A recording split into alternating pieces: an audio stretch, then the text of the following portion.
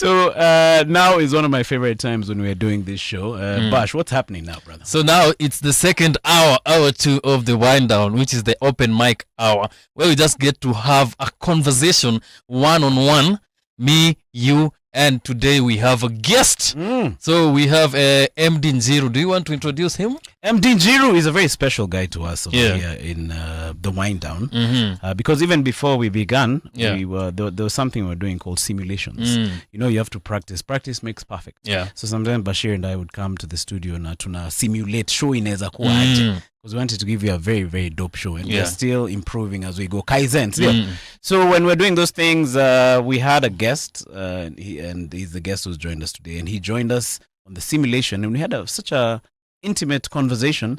And one of the things we told him was like, sasa tukiingia hewani. Lazima urudi maze. Lazima ingia maze. And MD Njiru, karibu sana. MD Njiru is back. It's good to see you again. It's always a pleasure having a conversation with you.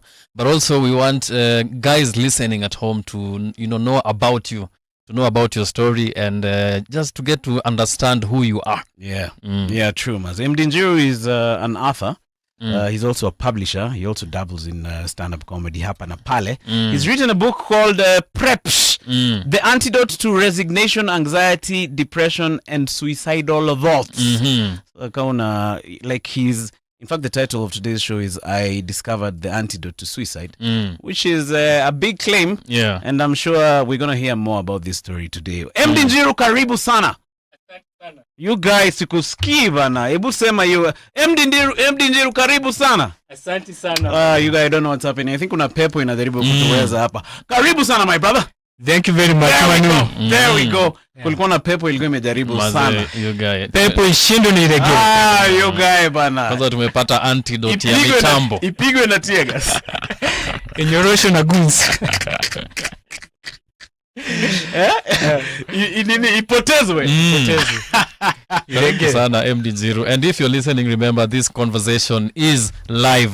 That is on X and Facebook and YouTube. So if you're listening to us and you just want to see who MD Njiru ni nani, ama unataka kuona hii shati ya Emmanuel leo, hata kama ametudanganya ati ni jua zilinyeshewa, ati luku yake ya leo ilinyeshewa, akaamua atuvalie hii hoodie yake. Ilipigwa na baridi. Why you misrepresenting facts? So MD, karibu sana. Nashukuru. Unasema juzi ulikuwa unatembea ukakutana na wahuni. So nilikuwa tembea hapo karibu na Moi Girls. Joseph Kang'ethe Road. So 4 guys kwa motorbike. By the way, nilikuwa naambia Manu, but nilikuwa naambia Manu that our economy is really growing. The last time I had been mugged, that was like 5 years ago.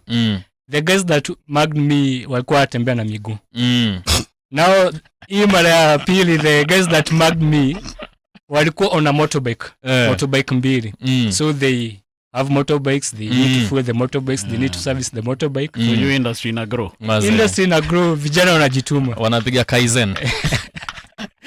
Continuous progressive improvement over time. Cheki utaanza na piki moja kushika watu, lakini utagrow. Uwe na bike mbili. But ikulize, so were the four of them wote kwa one do they? They were in 2 bikes. Oh, nice. Okay. So there were 4 guys. There were 4 guys. So one do the per person. Two. As in one passenger. Okay. Pole mas. Walikimbia na nini bro? They went with my phone. They went with my phone. Kama unasikiza mazirudishie msefoni yake. Ilete hapa kwa studio. Maze akiwoye. DM asulize studio kwa wapi alafu ilete. But losing a phone in this time is quite it's a setback. It's a setback. Then unfortunately I had not backed up all my videos from stand up and everything, but nikapoteza a lot of content. Pole sana. Sungewaambia kama unasikia maze simpostie umse hizo video. But they'll be doing me a huge favor. You guys ndio shida wanaume you guys. Unaingia unaambia shida yako alafu anakuchekelea you guys. But we are laughing because it's sad. Then they made me realize how poor I am. Because ukiibiwa phone unafaa at least, nasikianga watu wakisema unafaa replace as soon as possible. Sasa yangu I'm still you got your phone kwanza after Leo's conversation itakuwa replaced haraka mazeji you guys after pitying that ordeal, did you go through resignation, anxiety, depression and suicidal thoughts? No. Which is the title of your book? But I'm kidding, man. You've written 2 books. This one is called Preps, which I want us to focus on today. Yeah. You wrote a book about resignation, anxiety, depression, and suicidal thoughts. Yeah. And you say at the back, at the blurb, that resignation, anxiety, depression, and suicidal thoughts can take one into a really dark place. Yes. So I'm very curious. Yeah. What inspired you to write this book? Were you going through a dark time in your own life? Yeah. I was going through a very dark time in my life. And that was in 2018-2019. So I was very depressed at that time. And one of the things that kept me going was reading. So reading kept me moving. And I read a lot. What was the cause of the depression? So the cause is, I've been doing a study. First, let me issue a disclaimer. Okay. The MD in my name is not for a medical doctor. As much as I have a very terrible handwriting, but at least I can give you world best medicine, which is laughter. So I'm not a medical doctor, but I've been doing a lot of research. And depression is caused by a combination of things. So like my depression then was caused by, I'd been fired several times. In 2018, 2019, I was fired for the 9th time. 9th time. 9th time. Shout out to you always getting a job then. I think that you're optimistic. You're an optimist. Yeah. So I'd been fired. In 2018, I'd been fired for the 9th time. I had been... The first job that I got, it made me end up in remand prison. Let's start from there. Yeah. So where did you grow up, first of all? So the first 10 years of my life, I spent them at Kangemi. Okay. Ungem. Then when I was around 10, we moved to a place called Kikuyu. A village. Back then it was like a village, but now things have really changed. Yeah, there was no bypass then, right? Yeah, there was no bypass. At a place called Gitaro. I know Gitaro, but it's actually a very famous place. You're living there with both your folk? One, with my mom. Oh, okay. Yeah. My dad passed when I was so young. He passed when I was 5. Oh, Paul-san. Yeah. So a combination of factors those lead to depression. Yeah. Yeah, I'm just trying to follow up to where we get to this place. Yeah. So you grew up in Gitaro. Yeah. You grew up with your mom. Was it just you, or you had your siblings around? I have one kid, bro. Okay. Yeah. But so did you go to school around Gitaro? Yeah. So when we moved to Gitaro, I went to school there. Yeah, a primary school called Kanjero Primary. Oh, okay. But maybe people can't know about Kanjero Primary. But if you know Henry Wanyoike, the learner. Okay. Yeah. All right. Yeah, he schooled in that school. All right. So there is Henry Wanyoike from that school, and also there is me. You guy, Master. This guy is really representing, Master. Yeah. So after that, how was your school life? Was it, drama free? So the transition.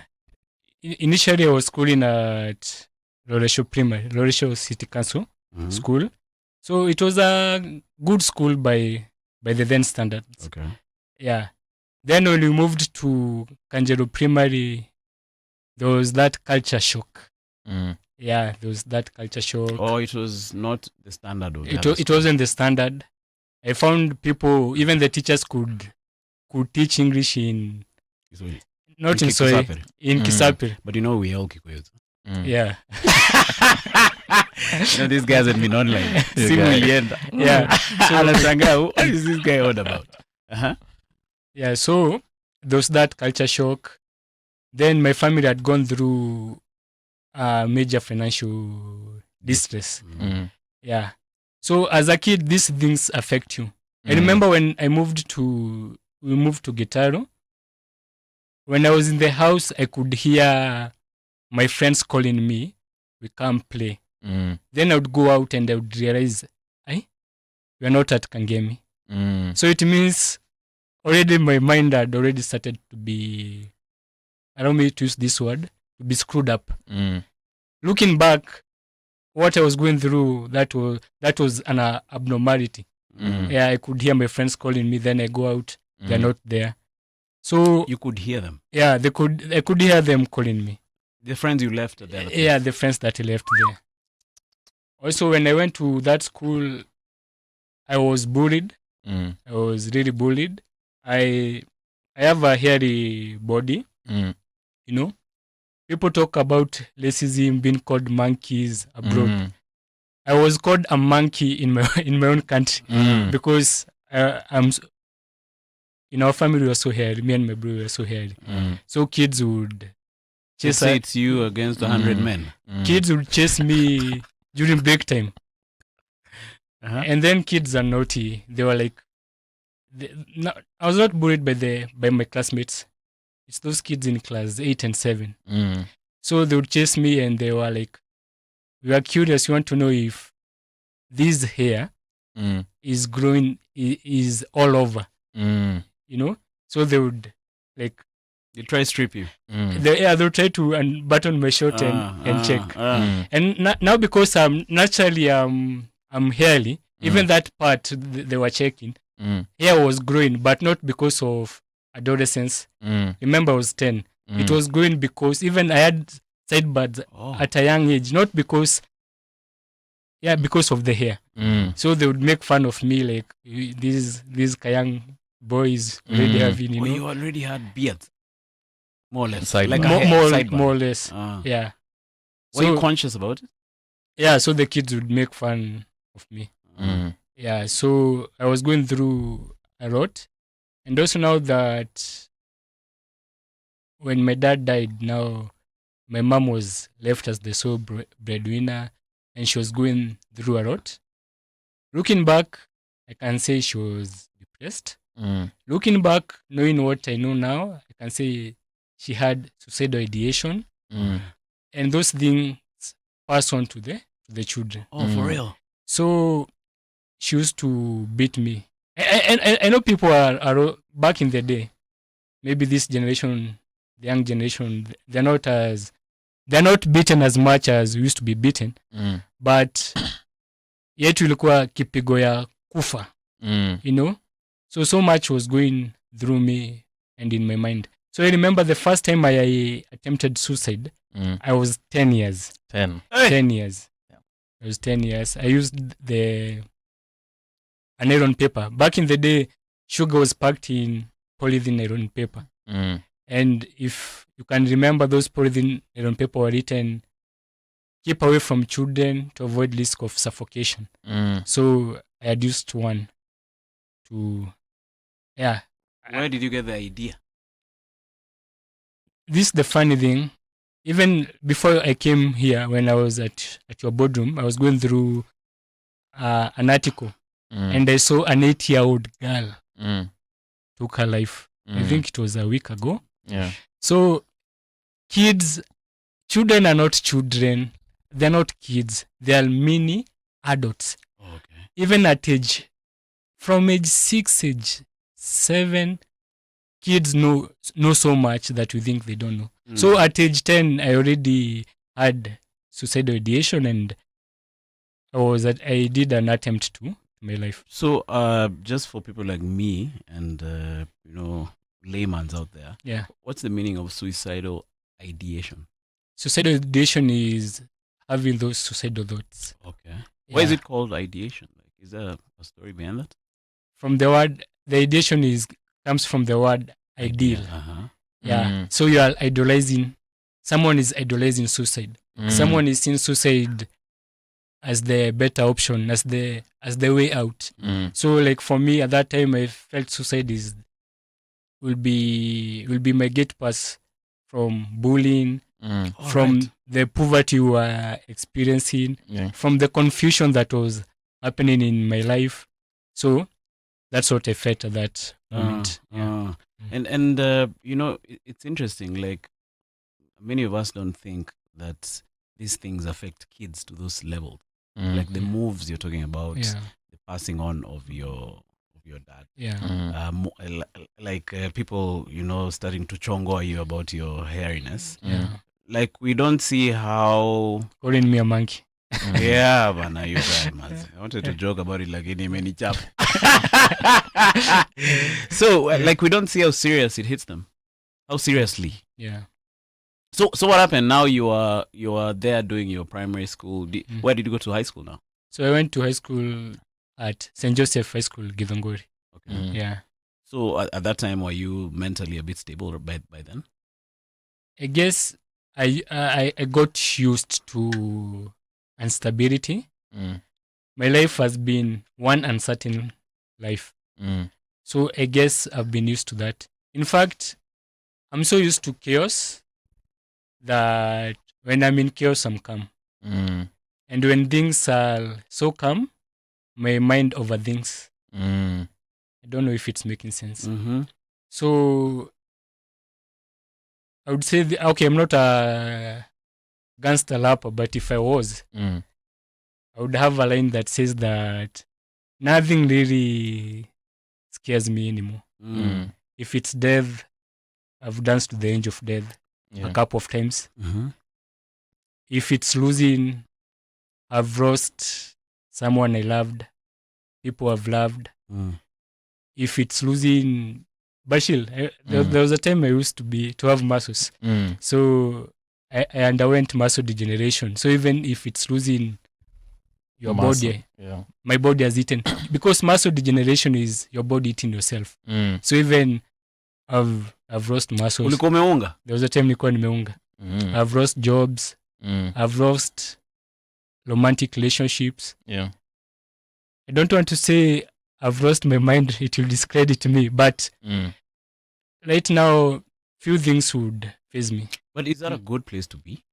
It's not a good place to be, but you sojourn. You know, it's not like you have a choice. Sometimes life, sometimes you find yourself in certain positions. So once you find yourself in those positions, you just have to figure out, like, in fact, what I'm doing is that I'm learning to open my heart to life. Because if you close your heart to sadness, you also close your heart to happiness. So if you close your life to sadness, if you close your heart okay, to sadness, you're also closing your heart to happiness. Okay. So if you don't experience sadness and happiness, you're not experiencing life. So I decided to make a conscious effort that I want to open my heart both to sadness and to happiness so that I can experience life. Because there was a time I was very numb to pain. I remember there was a time, what do you call it? Cooking oil. Ya kuboil mandazi. Ilinimwagikia and I didn't feel the pain. Hata watu tulikuwa nao walikuwa like, I realized it's supposed to be painful when they pointed out. So I realized that I had started dying on the inside, which is a sad thing and which is also happening to so many people. So many people out there. There's so many people who can't take their lives. But I don't know how this will sound, but it takes balls to take your life. And there's so many people who don't have the balls to take their life. So there's so many people who are walking dead. But we don't want them to take their life. We don't want them to take their life. That's the first thing. And also, we don't want them to walk as walking dead. Or you want them to go beyond. We want them to live. Because this is what happens.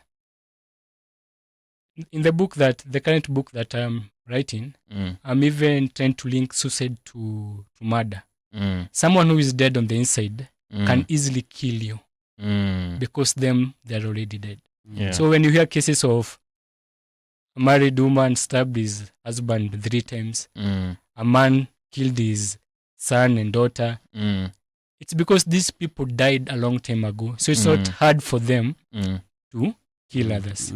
When you see a police officer pull the trigger and shoot an innocent civilian, that police died long time ago. That's why it's not even hard for them to pull a trigger in public with cameras and all. They died. And once you die, unfortunately, you will start even killing other people around you in other ways, not even the physical killing. Yeah. Because I feel when you say they're dead inside, first of all, they've lost that importance, that value of their own life. So like for them to take yours is very easy. So my question is, I mean, if I can take you back to, you say that the first time you attempted suicide, you were 10 years old. So like did that change like how like your relationship was with your mom? Like did she now start, taking note of you? Because as you said, like kids are not just kids, like they're still people, so I can imagine someone who's listening now, a parent, and I'm sure before that, I'm sure there were signs, like I'm sure your mom will see that maybe you're struggling, maybe the bullying, maybe you see all these other things that are happening to you. Like, so like what are some of the signs that maybe a parent can take note of, just make sure that their kid at least, if they are dead inside, if they are struggling, like what are some of the signs that you feel your mom ignored or maybe didn't see? So, one, kids are very smart and kids adapt very easily. Yeah. So if a kid tells you something the first time and you scorn them, if they tell you something and the first time you brush it off, they will protect themselves. They won't tell you the second time. So the first time a kid comes home and tells you something, like this and this happened at school, pick it up from there. So kids always tell you, even kids that are sexually abused, they usually say it, but the parent doesn't want to hear. Sometimes they'll not say it as it is, but if you're keen and you want to hear, you'll hear it. A friend of mine once went to, his mother sent him to go and stay with some other family. I don't know the reason why, but it was just maybe for a couple of nights on loan. So when he went there was a mother who was sadly abusing him. So when he went back, he was told his mother, hey, bana, mama bana alikuwa ananifanyia vitu mbaya. His mother really chapered him.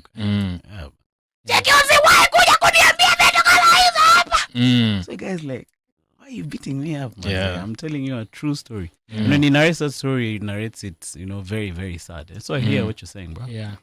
And I feel like the other thing is like there's an importance of like as a parent having a good relationship with your kid. Me, the one thing I truly believe, that's why when kids grow up and they don't have a relationship with their parents, I can never blame the kid. Because it's your responsibility as a parent to nurture that relationship with your kid. So we see that a lot, like people, once, and I think I saw this, someone tweeted, they said, like you see how they like your kid treats you when they no longer need you to feed them and protect them, is how you treated them when they needed you to provide those things. So for me, it's like, first of all, it's the responsibility of, like we've seen this a lot of times, like how can you blame a kid for not, having a relationship with you? Like that is family. As a parent, that is your responsibility. And by that, you're also trying to offer like a safe space, because as you've said, like they'll say it, but if I feel like, like you're very aggressive towards me or we don't have a good relationship, then who am I supposed to confide in? Yeah, true. So did your mother see any of the signs? Recently, okay, to divert a bit, recently, like 2 years ago, I saw a situation where a young lady, she was 14, maybe 15. Someone had like physically abused her. And when the mom was called, the mom reprimanded the lady. Yeah, that is so sad. It was so sad, and I can imagine. I'm sure too. I can confidently say that a part of that kid, a part of her died inside, and she'll never. There are things she'll never tell her mom. So let's fast forward to the time when you're a bit older. You've gone through your high school. Did you ever have any more incidents when you were in high school? Naturally, and I'm not saying this, okay, there is a quote that I came up with that a claim that the land is not even is not a claim of victimhood. So Just say that again. A claim that the land is not even. Let me take it again. A claim that the field is not even is not a claim of victimhood. Okay. It's just stating facts. So naturally, even today, like I stand at 5 foot nothing. Anyway, I'm 5'4". Even today, as a grown man with beards, I still find people who want to bully me. Like 2 weeks ago, I remember a matatu conductor standing. We were walking, 3 of us, me, a guy, and another lady there. And on that day, I remember I'd gone to give a talk, and everything had gone well. I was feeling high on the talk, Then I'm just walking and bouncing, and this conductor comes from nowhere and stands in front of me with his puffed chest, and he's like, "Ingira gari," like he's forcing me to go pick a set, and I'm like, "No, I don't want." So, but now I've come to understand that life is all about how you respond to things. Yeah. So I'm trying to show you that even now, when I'm a grown-up man, like those things still happen. That there are people there who will feel like they are bigger physically. They want to intimidate you. Even when I was working out and I had some muscles and I was puffed, there were people who just wanted to physically intimidate me. So let's take it back. So I grew up as a small boy. So naturally, humans, or let's say boys, are competitive, nini. So being bullied, like, was a part of my life. Oh, so you even in high school you used to get tested a lot. Yeah, because others are bigger. Yeah. Cheki mti Njiru kwa wapi? Kuja hapa wewe. Yeah. Maybe that's why I had to develop a sense of humor as a coping mechanism. Yeah. So like, if maybe a situation is tense, I'll not diffuse it physically. I'll diffuse it through a joke. And this is the funny thing about life. Nowadays I look at life from a funny perspective. I remember I mentioned about being mugged around 5 years ago. I remember that time I had started taekwondo. I had done taekwondo for a period of time. I had found I had been given the yellow belt. Then I remember that week before being mugged, we were being taught on street fighting, how you can defend yourself. Yeah, at Eldoret, Steamer Club Dojo. A week later, I think life was like, okay, let's test you. Let's test you. Let's see if you are learning. So unapiga ka wang. Check it. So unahitaji tu kupiga mmoja. Cheki hii ni paka. So those guys didn't want to fight. They just needed the phone back then. So I was trying to fight them off, but eventually they took the phone. They say one of the ways to win a fight is just to walk away. No wonder my coach was telling me to work on my footwork. That's a good one, man. So fast forward now to this point at which you're out of high school, you're thinking of reading this book. You were trying to explain to us earlier how that came about. So in 2018-2019, I was really depressed. I could not get out of the house. In fact, the depression had a grip on me even when I was working. There are days, and it's not laziness, I know myself. Yeah. I could wake up in the morning and try to get out of bed, and I was unable. So I used to fight, even to do the basics, just to clean up, go to work. Then when the depression took a firmer grip and I was unable to perform my duties, I as expected. Would you hide in a room? Like me sometimes on nikipitia, I noticed I don't open the curtains and then I stay in bed for extra long.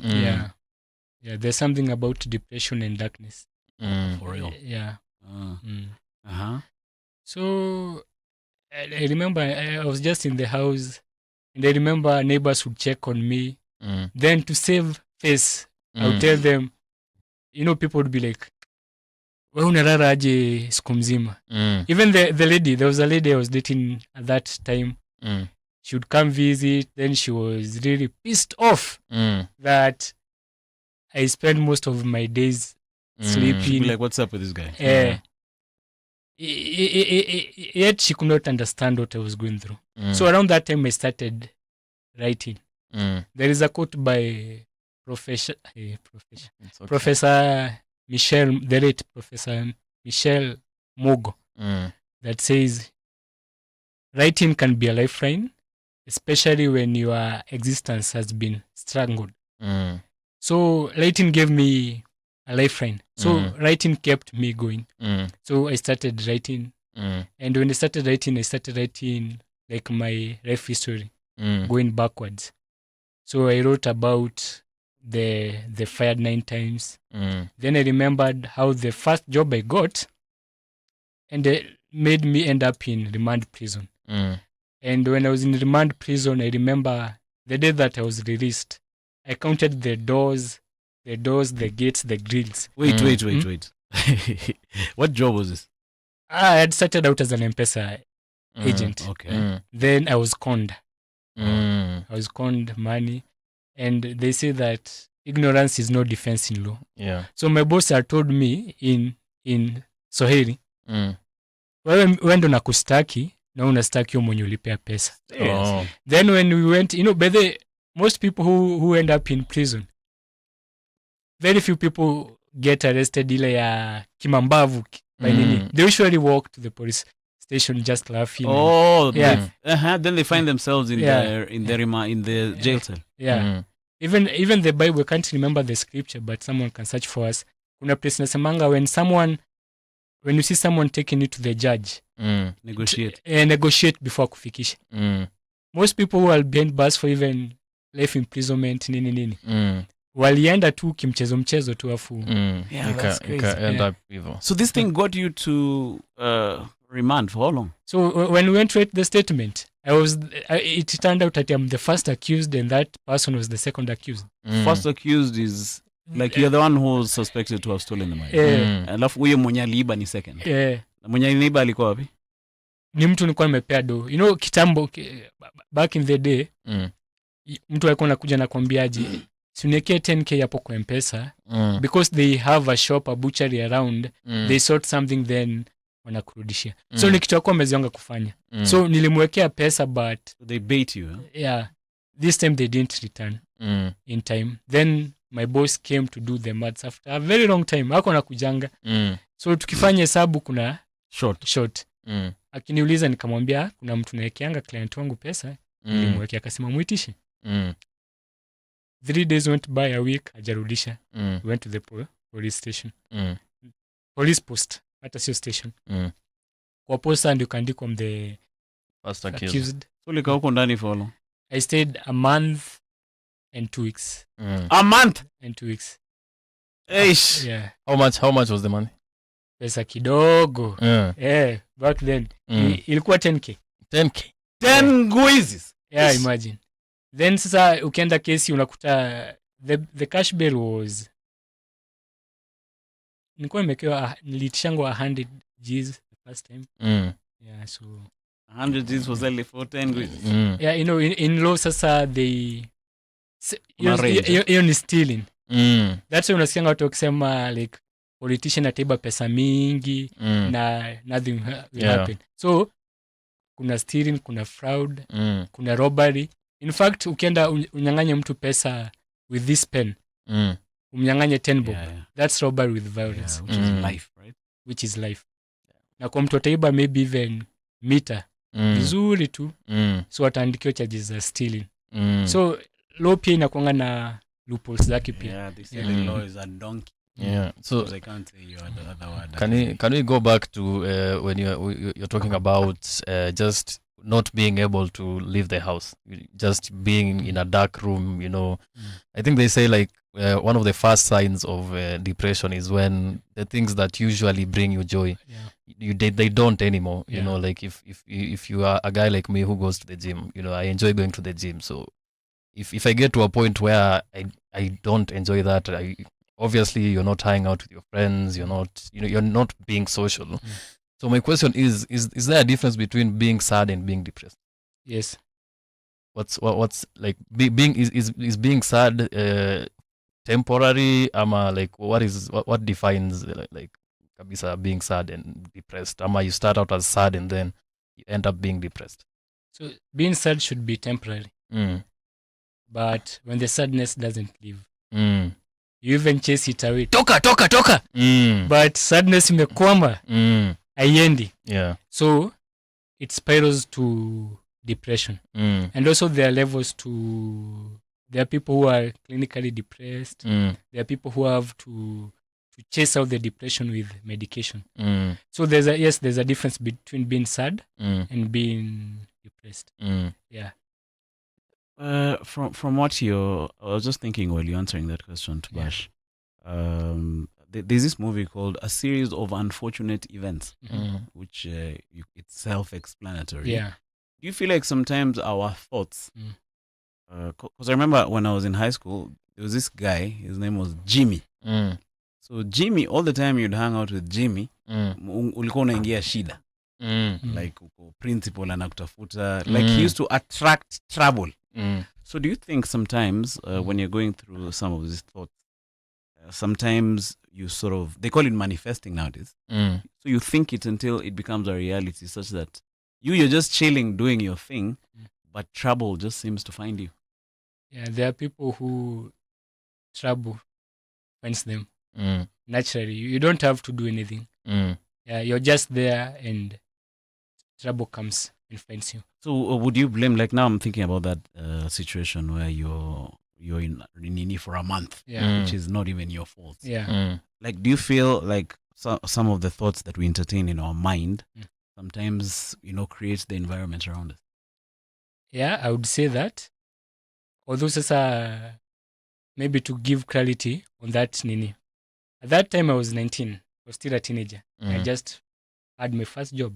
So it's not about I had a thought about ever going to prison. Or it just happened. But once you find now yourself you have been in troubled situations, you now start, you have to cultivate positive thoughts. Yeah, because there is that high affinity to negative energy. You have to do many positive thoughts. Yeah. I remember there was a chick I used to hang out with who used to curse first thing in the morning. Like akiamka tu hivi anasema the S word. Check me weba. To cultivate positivity. Yeah, and I'm like, where's MD Njiru when you need him to talk to someone, man? Yeah. So you're telling us the way now you started writing the book around that time. So I started writing the book, and I really wrote the first book, Fired 9 Times. Then after Fired 9 Times, I wrote Behind 13 Doors. I explained about I was behind 13 doors and gates. A book on prison life. It's called Heshimu Hesabu na Maombi. That's the slogan in prison. So I wrote that. Then around that time, COVID hit. And you remember when I was saying nothing can really faze me because I feel like nimeona mengi so far. So when COVID hit, guys were panicking. Oh, I've lost my job, nini. Even there's someone who walikuwa tu wameingia into marriage and he didn't want to die. So he called me for reassurance that he's not going to die. And I reassured him. I reassured him that you're not dying. So nikona niandike kitabu ya hawa tunapitia hizo vitu. So because with this losing 9 jobs, it means I've had periods where I don't have a steady income. So I wrote a book called How to Manage in the Face of Unsteady Income. So I wrote that book and I continued writing so many other books. So I used to think hizi book naandika ndo nita publish za kwanza. I remember at one point I was staying with a friend of mine. He's an artist. He's called Limit Breaker from LD. And used to tell me, this book enye unaandika hadi saa 9 usiku, maybe sio ndo utapublisha kwanza. Then in 2002, when we were going for the election, I was like, let me write a book that can celebrate the Kenyan spirit. You know, I was watching an interview, DNA, what is his name? There's DNG, there's DNA. Mwenye si MC ndio? DNG ndio MC. Yeah, DNA. So DNA was doing an interview at Ikonini. And he was saying that the problem we have as Kenyans is that our heroes are our politicians. Not the business person, not our athletes, not our educators. Our heroes are our politicians. And I was like, hey, why not come up with a book based on what he has said that celebrates all people from all walks in Kenya? And now I wrote a book called Akachumbari to celebrate the Kenyan spirit. So when I wrote that book, I published it on Amazon. So by this time, I had come out of depression. And now I didn't want to talk more about it. In fact, those books ziniandika hizo za kwanza ziko tu unpublished. So I didn't want to talk about it. Then I started having nightmares. I remember watching there was a nitangoje. I was watching Mkurugenzi, kuna mini episodes analetanga. There was a guy called Polycarp from Kawangware. He had reached out to him that vitu kwa maisha yake hazimwendei poa. And Mkurugenzi and his team had tried to reach back to Polycarp and waone venye unaweza save life yake. Unfortunately, he lost his life. And I started having nightmares. Usiku nakuwa haunted. You could have done something. A voice could tell me you could have done something, every day, every night. Naamka nimesweat. So, you know, when things get a bit tough, most humans they learn to they run to something higher. So for me, there's something higher ni God. So nikaanza kwenda church. Hapo tu pia nilikuwa naishi, nikaanza kwenda church. I remember that pastor akisema during that early morning, akisema pray for divine idea. And I was like, mimi nimekuja hapa, my heart is heavy, I'm having nightmares. Siapene word yenye itafanya hizi vitu zitoke. But yeye anasema pray for a divine idea. So I prayed for a divine idea. So the divine idea turned out that I had a voice telling me, ile book nilikuwa naandika kuna book nilikuwa naandika inaitwa Depressed, Rejected, Suicidal and How They Overcame It. So your book, it's a big book. Niliandika kwa A4 ya 200 pages. But kumbe nilifanya kuwe kubwa because I was running away from that book. So nikasikia the divine idea kiniambia, go take that book, summarize it, and have a pocket book that people can read.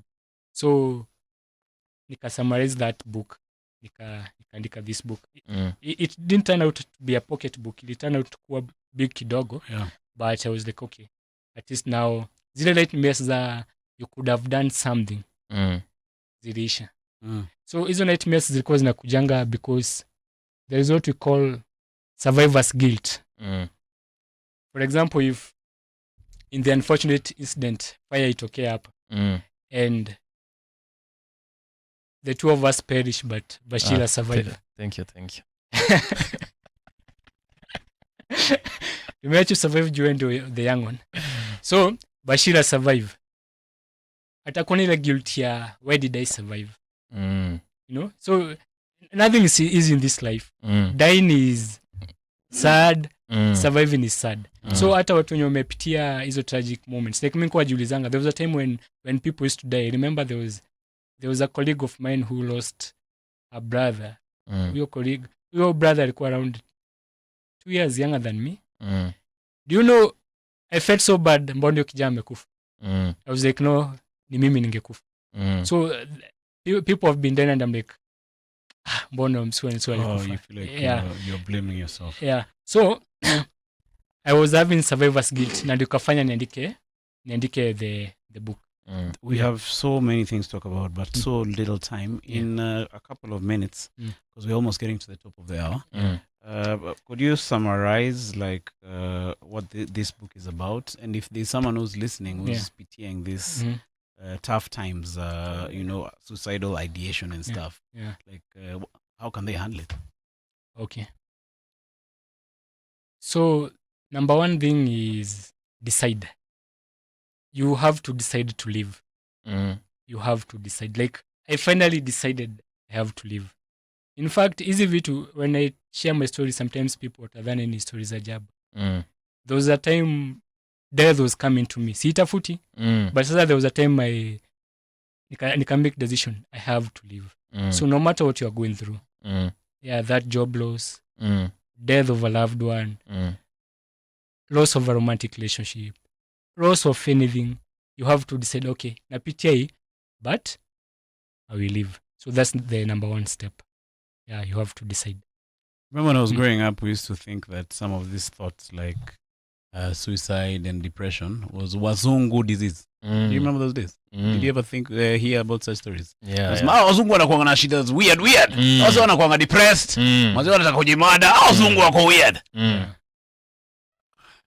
Those are the things you're fighting against, I'm sure. Yeah. So also you need to know where you're coming from. When I mentioned earlier when you're starting the show that I lost my father when I was 5. So their story and everyone believes that he was murdered. Then I think I had to grieve twice. Later on, I learned that he died of suicide. No. But somehow I'm glad that maybe I didn't know that when I was young. So even when I was attempting in it's also a spirit. I know nowadays people pretend to be so woke, which is good for them, but life is spiritual. So utakuta kuna vitu zinakufuata that hujui hizi vitu zinatoka wapi, but just go back to your family. Just go back to your family. Utaona hizo vitu penye zinatokea. So even last time when we were doing the pilot, when we had come to do the pilot, I had just lost my auntie. And she was not a young girl. She died at age 78. She died of suicide. Yeah. What? I dig deeper and I also learned that my grandpa died of suicide. So I'm a person who tries to find a pattern in something. So I realized that it's not coming from nowhere. There is a spirit. So sasa niko self-aware. I know hizi vitu zinakuja, some of them nijue ile spirit. But now I'm self-aware and I made a decision. Mimi, no matter what, I will live life to the fullest. Ish! Yeah. You guys have an honest case story, you guys. That's heavy, you guys. Huh? That is heavy. Tell us what you think about the conversation that we're having here. Mr. MD Njiru is in the building. Luckily, we have him all the way till 10 o'clock. I feel like if you're listening out there and you have a question for this brother, now is the time. Bashir, I remember when we were starting off this show, we said we want it to be really, really real. And I feel like these are some of the things we have to consider as one of the real things we have to face over here. Yeah. Personally, I feel for you. And I'm glad that you were able to recognize that pattern, and I mean you're out here helping other people. You're writing books, you're giving practical solutions, and for that I'm really grateful that you didn't let your own ideations just rob us of you, as MD Njiru. Yes, Mazi. So we're with MD Njiru till 10 o'clock. I still have a couple of questions for you. I'm sure the guys who are listening also have a lot. We also gonna get into more of questions about what else we can do, just to survive. you know, and to survive and to thrive. We are the Wind Down Gang. We have a show within the show called Open Mic, where we just sit down and have honest to God conversations. And the show is not ending now. We're together all the way till 10 o'clock. So do not touch that dial. We'll be back.